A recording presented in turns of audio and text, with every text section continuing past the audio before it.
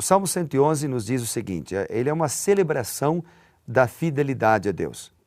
E ele diz o seguinte no verso 2, grandes são as obras do Senhor, consideradas por todos os que nela se comprazem. Ele, verso 4, faz memoráveis as suas maravilhas.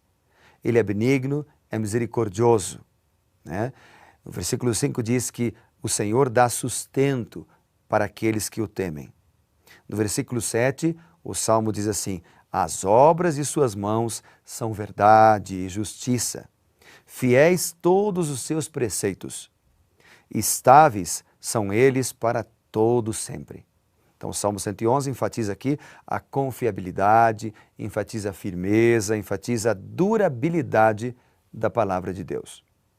Depois, no versículo 10, ele diz assim, o temor do Senhor é o princípio da sabedoria.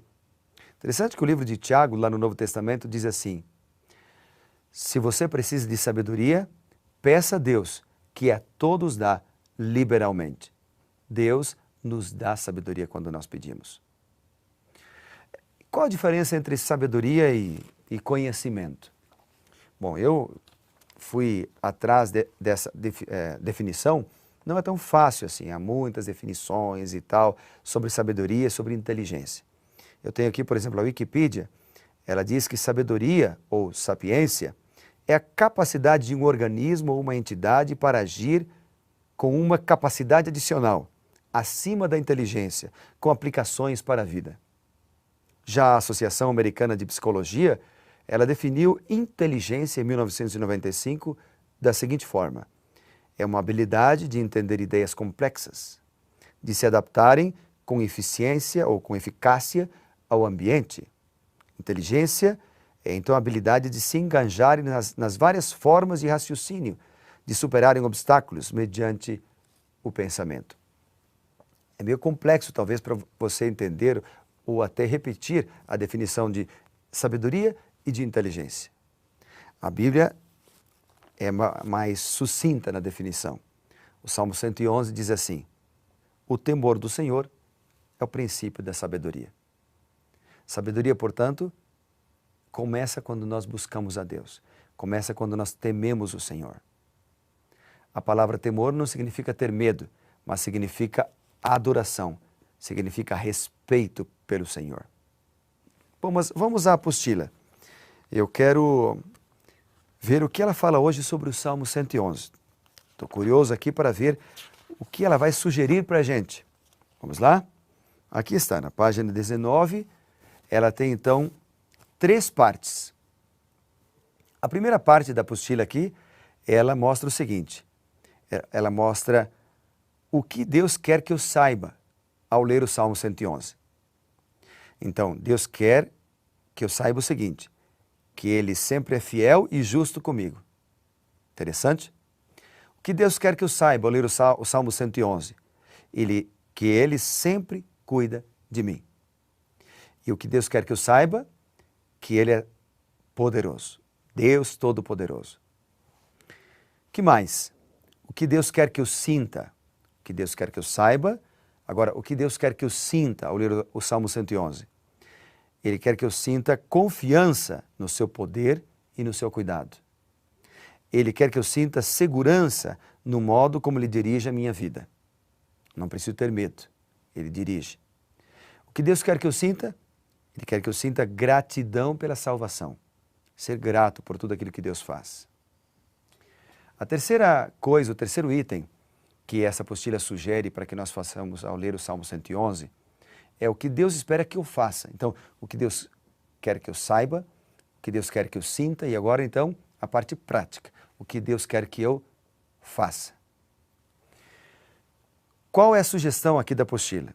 Deus quer que eu demonstre gratidão por sua criação. Deus é o Criador e eu devo ser grato. Deus quer que eu expresse louvor diante do seu poder. É um bom momento para nós então louvarmos o Senhor, não é mesmo? Deus quer que eu conte às pessoas sobre a minha alegria de confiar nele. O que você acha? Ou seja, Deus quer que eu seja um missionário, né? Deus quer que eu testemunhe, Deus quer que eu fale, Deus quer que eu deixe transbordar o que Deus fez na minha vida. Depois a apostila apresenta aqui uma tarefinha.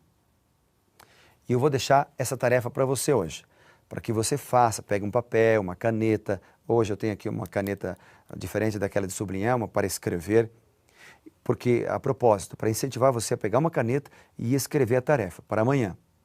Baseado no Salmo 111, a tarefa é a seguinte: como resultado dessa reflexão, ou seja, a leitura do Salmo, depois que nós descobrimos o que Deus quer que eu saiba, o que Deus quer que eu sinta, o que Deus quer que eu faça, baseado nisso, qual será a sua oração? Escreva uma oração a Deus. Talvez você pense assim: Senhor, eu não sei orar, eu não sei como fazer uma oração. Lembre-se que uma oração é uma conversa com Deus. Então, qual será a tua oração hoje?